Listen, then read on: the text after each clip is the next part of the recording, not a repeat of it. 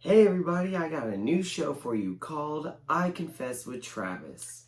Now remember in the show The Best of Travis, I actually confessed two things on my series. I confessed that my identity was stolen, and I also confessed about me having autism.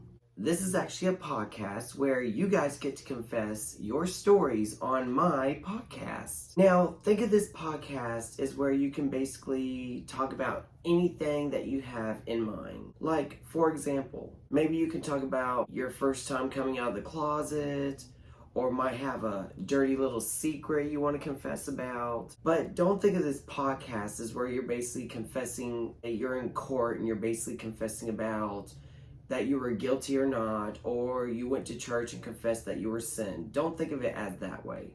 Think of this podcast as where I'm giving you guys the opportunity to tell your stories on my podcast.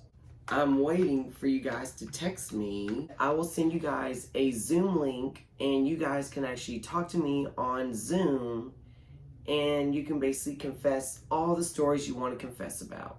So, what do you guys want to confess about? Only on YouTube.